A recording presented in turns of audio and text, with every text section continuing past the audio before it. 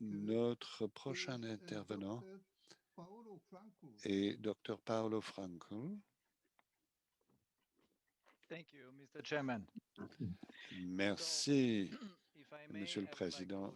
J'aimerais partager mon écran avec vous également. Juste un instant. Il est directeur de l'Agence des énergies renouvelables et l'Agence internationale de l'énergie. Dr. Frankel rejoint la IEA en 2007 et cette agence a augmenté les activités de l'IEA dans ce domaine. Dr. Frankel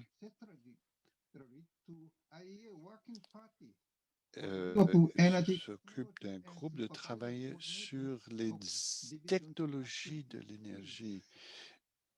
Merci. La parole est à vous. Merci, Monsieur le Président. Est-ce que vous voyez mon écran? Non, nous ne voyons pas votre écran. Can you see it now?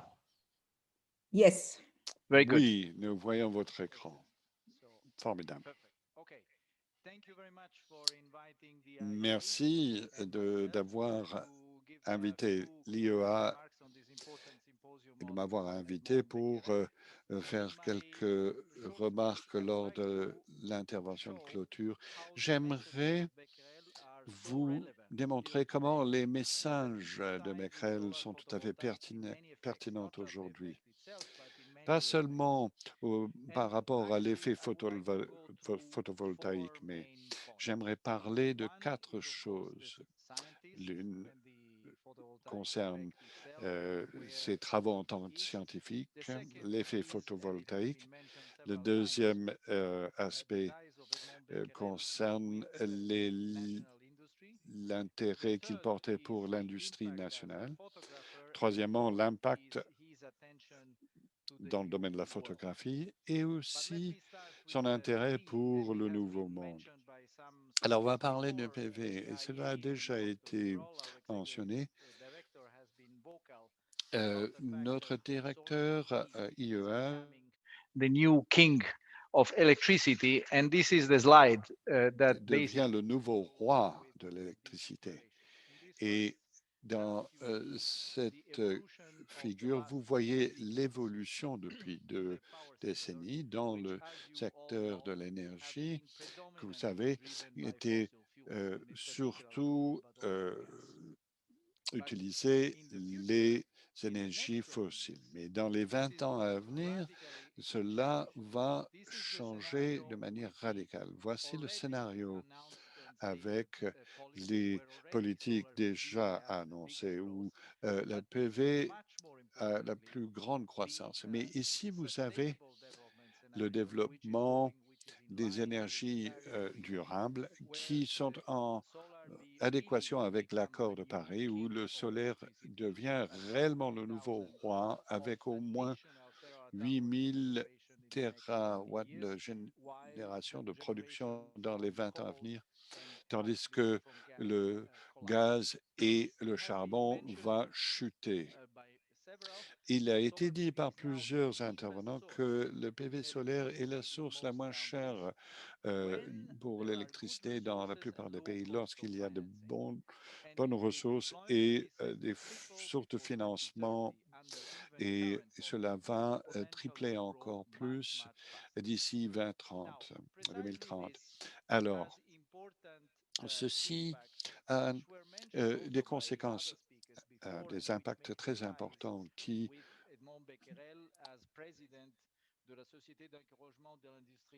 nous relient à l'engagement de Becquerel vis-à-vis de l'industrie. Comme vous savez, la production des matériaux du solaire était surtout dominée par les Chinois. Mais si on regarde les scénarios pour l'émission nette zéro d'ici 2050. Le PV va atteindre l'objectif symbolique de 1 terawatt en 2022. En 2022, début ou fin 2022, ça dépend de l'impact de la crise dans les mois à venir. Et ensuite, il doit tripler, même quadrupler euh, pendant le reste de la décennie, ce qui est une augmentation massive de capacité. Alors, cela va avoir des conséquences très importantes. Si le marché augmentait de manière marginale, il n'y aurait pas vraiment euh, d'argument économique pour relocaliser la production en Europe. Mais avec une augmentation massive du marché global et du marché européen, la question pourquoi l'Europe ne prendrait pas une part importante de ce marché est une question tout à fait pertinente et nous donne une perspective complètement différente maintenant. Et moi, j'ajouterai une autre dimension qui n'est pas simplement le fait d'établir les chaînes d'approvisionnement en Europe et la production, mais aussi de se focaliser sur les matériaux essentiels pour nous assurer une sécurité énergétique dans les années à venir. La troisième chose que je voulais dire, c'était concernant Edmond Becquerel, l'inventeur de la photographie, et son intérêt par rapport l'esthétique. Comme vous voyez dans l'image à gauche, il y a un million de euh, toits avec des panneaux solaires dans le monde. Mais on pourrait dire, comparer l'image magnifique que Christophe Balif nous a montré tout à l'heure, nous avons un long chemin à parcourir avant de créer une application PV qui serait esthétique, hein, sans exagération. Alors, le PV dans la construction peut rajouter une valeur ajoutée, non seulement, pas seulement comme pour la production d'énergie, mais pour d'autres aspects dans la construction au niveau esthétique, au niveau de la performance, au niveau construction et aussi des multifonctions des bâtiments. Et je pense qu'au niveau esthétique, je n'ai pas la magnifique diapo que Christophe nous a présentée. J'ai pris un slide qui vient d'un projet européen qui a eu lieu il y a 20 ans. Et ces panneaux étaient à l'entrée de Castello San Giorgio à Spezia en Italie. Alors, il fallait le savoir que c'était des panneaux solaires. L'idée d'impression et des images sur les panneaux solaires était une idée qui existait à l'époque. Et on peut voir qu'il y a énormément de choses qui peuvent être faites dans le domaine esthétique aujourd'hui. Alors, la dernière aspect concerne sa vision par rapport à notre nouveau monde.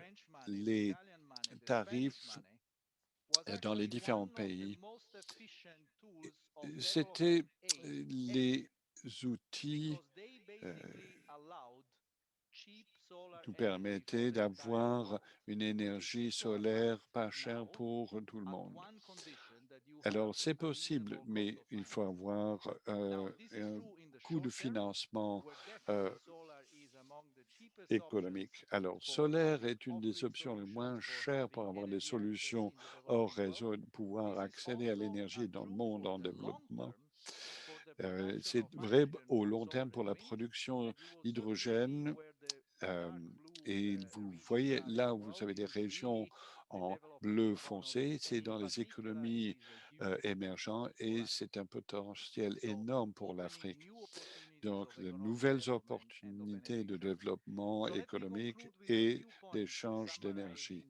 Alors, j'aimerais conclure, vous parler de la pertinence du message de Becquerel aujourd'hui. On a dit que le solaire PV devient le nouveau roi de l'électricité, mais il y a une condition, il faut avoir un financement bas coût disponible. Et j'aimerais dire que même le PV fait parmi des énergies les moins chères, mais le rôle des gouvernements est essentiel pour faire trois choses: de créer les conditions pour attirer ce financement à bas coût et de travailler sur l'intégration du système et d'accélérer la transition dans la construction, l'industrie et le transport par l'électrique.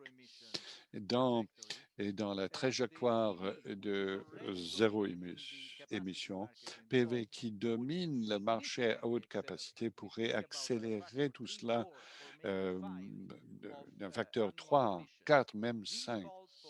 Et cela nous nécessite de repenser les stratégies industrielles et tout ce qui est chaîne d'approvisionnement. Nous n'avons pas suffisamment parlé cet après-midi, mais nous sommes dans une situation de crise. Et toute crise fournit des opportunités.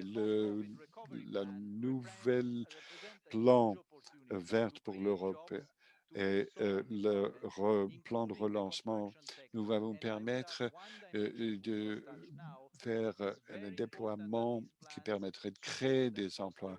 Et tous ces projets doivent encourager le développement, les recherches et développement.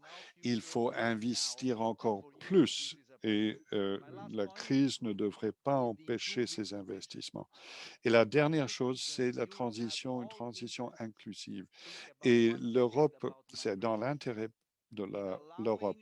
Si on parle d'immigration, il faut permettre le développement grâce à PV pas cher dans nos pays voisins et l'Afrique inclus. Et cela faisait partie du message de Becquerel pour notre nouveau monde et ça devrait être une priorité pour l'Europe aujourd'hui. Je vous remercie de votre attention et encore une fois, je vous remercie de m'avoir invité pour faire quelques commentaires en conclusion de cette conférence. Merci à vous.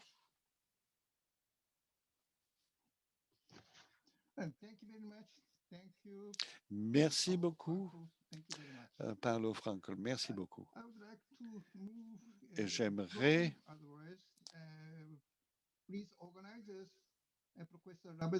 passer la parole aux organisateurs, à Monsieur Lavedrine et Monsieur Linco.